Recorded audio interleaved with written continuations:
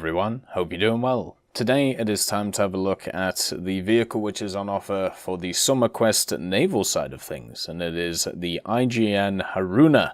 This is going to be an event vehicle at rank 5 for Japan, and it's a battleship.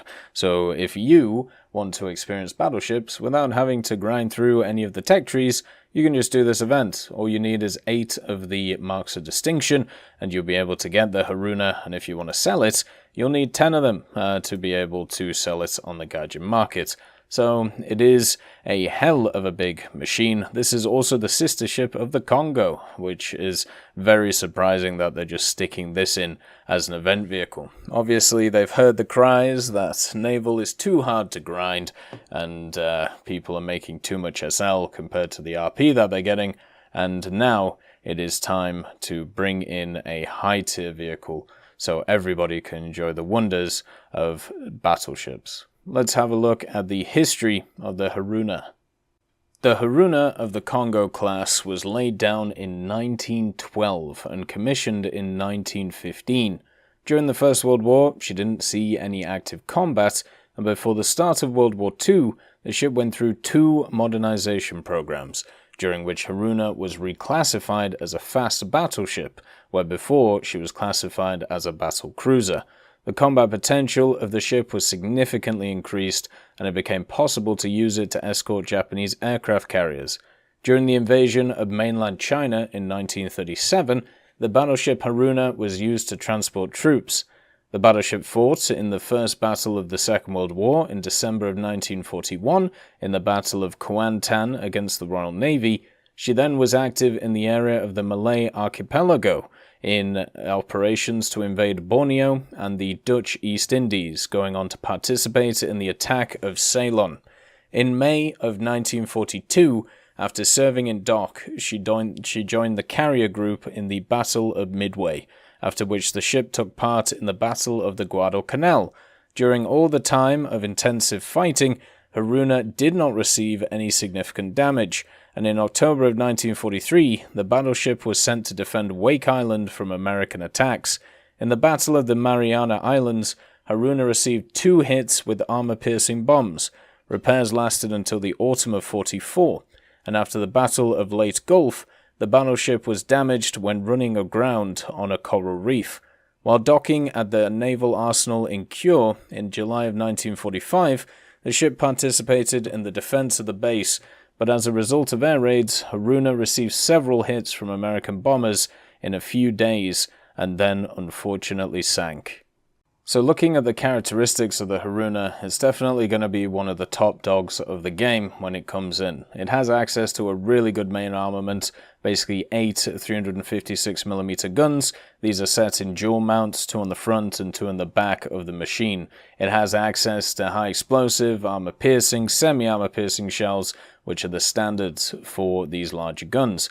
It also has access to some pretty cool secondaries, 8 152mm cannons in casemates above the main armor belt, and then also 4 guns per side from them, then twin 127mm universal guns to be able to deal with the multi-purpose side of things. When it comes to the AA on this thing, you can definitely tell which refit they picked, which is of course the late war refit, because it has access to 118 25mm guns. The triples, singles, and twin mounts on this thing will be nuts. Now, I remember when the Baltimore was added, and one of the problems that the Baltimore had was it annihilated FPS, it annihilated servers, and it was just a hell of a lot to handle with. It even got to a point where there was a bug with the Baltimore where it became this weird invisible ghost ship, and I'm hoping that the Haruna, the same thing doesn't happen with it because of all of its AA fire. Hopefully it doesn't cause too much lag, but 118 25mm still was not enough to keep this thing afloat, and probably won't be enough to keep it afloat in War Thunder. The 25mm for me are some of the weakest AA guns in the game. They generally, at least when it comes to my crew skills and stuff, are not that responsive towards trying to kill enemy enemy aircraft, and I would much prefer having a ton of 40mm instead. The actual interesting thing about this machine is it has 2 really good characteristics and 1 pretty weak one. So the good one is obviously the main guns that we talked about in the secondaries. The second good one is its speed. This thing can go up to 30 knots or 56.5 kilometers an hour. It can motor about the place, but its actual armor is not great compared to some of the other ships that we see about. The thickness of the main armor belt is only 203 millimeters. The overall hull protection is 152 millimeters, and the main gun and wheelhouse are only 254 millimeters. Now, that is actually not that good if you compare it to a lot of high-tier battleships and also battle cruisers. So even though this thing will be able to pack a hell of a punch, it will also be able to be punched back pretty effectively. And since this thing has two massive batteries of guns, one on the front and one on the back, it's not going to be hard to be able to hit the ammo racks that this thing is going to have access to. And with not a lot of armor on them, maybe people will go for semi-armor piercing shells and be able to hit those ammo racks and make this thing detonate like all hell. It'll also be really easy to tell what this is because of the fact that it has that huge bridge on it and a huge kind of superstructure. The only thing is you might get it confused with the Congo, which of course would be about, which seems to have a slightly better characteristics than this thing. Overall, this thing's looking really nice. It's got a nice hydroplane on it. It's got a ton of really cool guns. It's going to be pretty quick for a vehicle like this. And generally, it's just going to be super fun to play. Main issue with it, of course, it's an event vehicle. So you're going to have to grind everything out stock.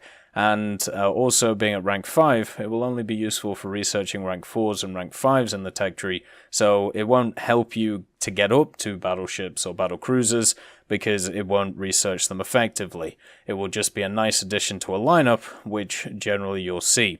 At the same time, it will be kind of hard to kill since it will have a lot of crew and it will also have general survivability from that. But the ammo racks are going to be spectacular on this thing, and I can't wait to see them. As always, I hope you have a wonderful day, and I'll see you next time.